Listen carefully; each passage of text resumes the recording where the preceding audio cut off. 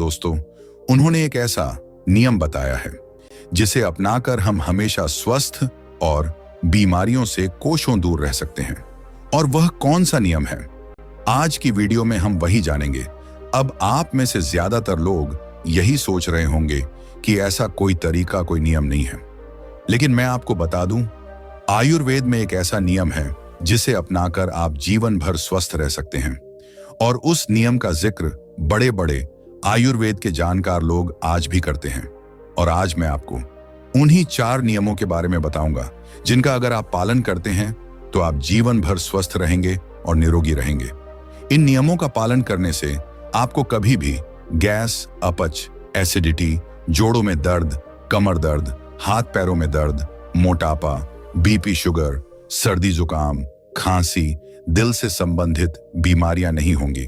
तो दोस्तों, अगर आप भी जीवन भर स्वस्थ रहना चाहते हैं तो आज की इस वीडियो में मैं आपको एक कहानी के माध्यम से उन 4 नियमों के बारे में बताऊंगा, क्योंकि कहानी के द्वारा बताई गई जानकारी हमें हमेशा याद रहते हैं।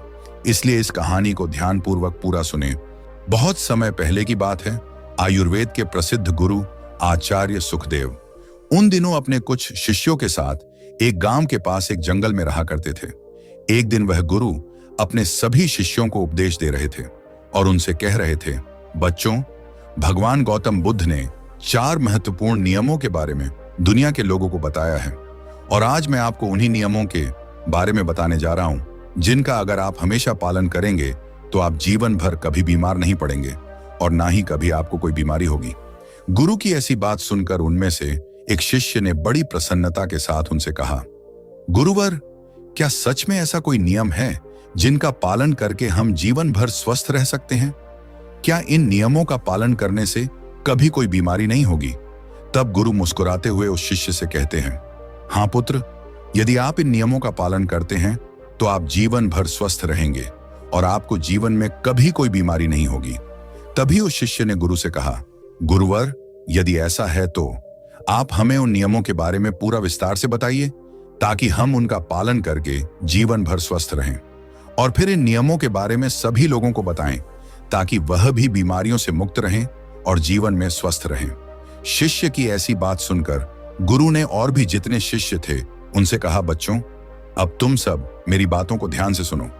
सभी शिष्य गुरु की बात को ध्यान से सुनने लगे। बच्चों, आयुर्वेद में कहा गया है कि किसी भी व्यक्ति को अगर रोग मुक्त रहना है तो उसे अपने जीवन में 3 बातों का ध्यान रखना चाहिए। और वह 3 बातें हैं, वह अपने वात, पित्त और कफ तीनों का संतुलन बनाए रखें। फिर गुरु ने उन सभी शिष्यों से कहा, बच्चों, हमारे शरीर में 3 तरह के दोष पाए जाते हैं, वात दोष, पित्त दोष और कफ दोष। हमारा पूरा शरीर इन्हीं 3 दोषों पर आधारित है। फिर इसके बाद गुरु ने उन सभी शिष्यों से कहा, बच्चों, जब वात दोष बहुत ज्यादा बिगड़ जाता है तो हमारे शरीर में 80 से ज्यादा रोग प्रवेश करते हैं, जैसे घुटनों के दर्द, कमर दर्द, कंधों का दर्द, बीपी कम और ज्यादा होना, हार्ट अटैक जैसे इत्यादि बीमारियां। और जब पित्त दोष बिगड़ जाता है तो 40 रोग हमारे शरीर के अंदर प्रवेश करते हैं, जैसे एसिडिटी, अल्सर, पेट में जलन, छाती में जलन, खाना हजम ना होना इत्यादि। ये सब पित्त बिगड़ने के कारण होता है। और जब कफ दोष बिगड़ जाता है तो 20 रोग हमारे शरीर के अंदर प्रवेश करते हैं, जैसे मोटापा। और जब मोटापा बढ़ जाता है तो 20 रोग आ जाते हैं शरीर में। इसके बाद गुरु उन सभी शिष्यों से कहते हैं, बच्चों, सर्दी, खांसी, जुकाम से लेकर जितनी भी बड़ी बड़ी बीमारियां हैं, कैंसर तक जो आखिरी रोग माना जाता है, वह वात, पित्त, कफ के बिगड़ने के कारण ही होते हैं। और वात, पित्त और कफ को संतुलन में रखने के लिए आयुर्वेद में बहुत सारे नियम बताए गए हैं।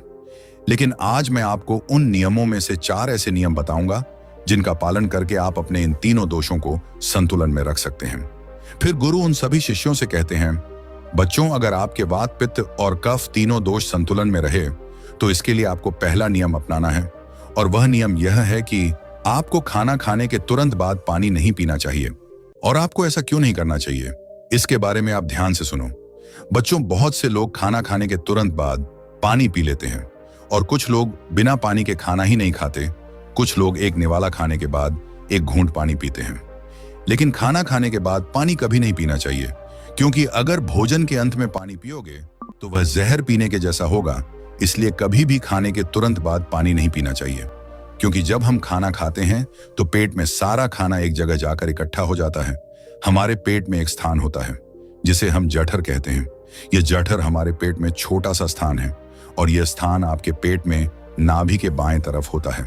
और जो भी आप खाते हैं, रोटी चावल, छाछ, दूध, दही, कुछ भी खाओ, वह सारा का सारा इसी स्थान पर आकर इकट्ठा हो जाता है।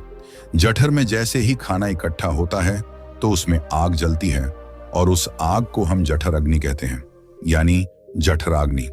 जब आप खाना खाते हो तो पेट में जठराग्नि जलती है और वह जठराग्नि खाने को पचाती है। वह जठराग्नि हमारे पेट के खाने को इस तरह से पचाती है जैसे रसोई घर का चूल्हा खाने को पकाता है। अगर बच्चों, आप अपनी रसोई में अग्नि जलाओ, उसके ऊपर दूध रख दो और उसमें थोड़े से चावल डाल दो, अग्नि जब तक जलती रहेगी, खीर तब तक बनती रहेगी। और ऐसे ही हमारे पेट में होता है। जैसे ही आप खाना खाते हैं, पेट में अग्नि जलने लगती है और जब तक आग जलती है, खाने को पचने की प्रक्रिया चलती रहती है। जैसे रसोई में खाना पकता है, वैसे ही पेट में भी खाना पकता है। जब आपने खाना खाया तो पेट में अग्नि जली और वह खाने को पचाएगी। लेकिन अगर आप खाना खाने के तुरंत बाद घटाघट पानी पिलोगे और वह भी ठंडा पानी पी लोगे तो उससे आपकी अग्नि बुझ जाएगी। जब हम अग्नि के ऊपर पानी डालेंगे तो अग्नि बुझ जाएगी, क्योंकि अग्नि और पानी की कोई दोस्ती नहीं है। जब आपने खाना खाया और ऊपर से पानी पी लिया तो वह पानी आपके पेट में जल रही अग्नि को शांत कर देगी और वह अग्नि बुझ जाएगी। जैसे जलती हुई आग पर हम पानी डालते हैं और वह आग बुझ जाती है, उसी प्रकार से आपके पेट में जल रही अग्नि भी पानी पीने से बुझ जाएगी और फिर खाना पचेगा ही नहीं। फिर वह पेट में पड़ा पड़ा सड़ने लगेगा और सड़ा हुआ खाना आपके लिए विष की तरह काम करेगा और आप जिंदगी भर बीमार पड़ते रहेंगे। फिर इसके बाद गुरु उन सभी शिष्यों से कहते हैं, बच्चों, आपने देखा होगा कि कई लोगों को पेट में बहुत ज्यादा गैस बनती है और यह गैस उन्हीं को बनती है जिनका खाना हजम नहीं होता।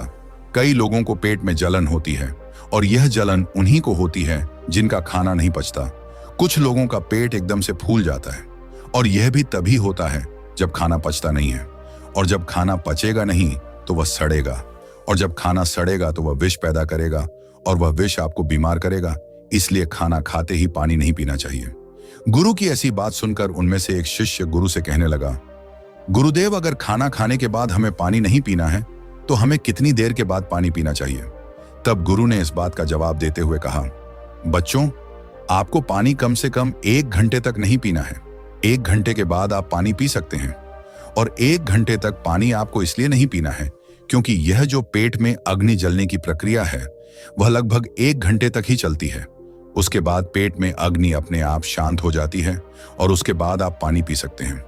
बच्चों, मान लो अगर आपने खाना 10 बजे खाया है तो आप 11 बजे पानी पीजिए और अगर आप 11 बजे खाते हैं तो 12 बजे पानी पीजिए, यानी 1 घंटे बाद पानी पिए। जब गुरु यह सब बता रहे थे तभी उनमें से एक शिष्य ने गुरु से पूछा, गुरुदेव, क्या हम खाना खाने से पहले पानी पी सकते और क्या हम खाना खाने के बीच में पानी पी सकते हैं? तब गुरु ने उस शिष्य की बात का जवाब देते हुए कहा, बेटा, आप खाना खाने के 40 मिनट पहले पेट भर के पानी पी सकते हैं और यदि आपको खाना खाने के बीच में पानी पीना है तो आप 1 घूंट पानी पी सकते हैं।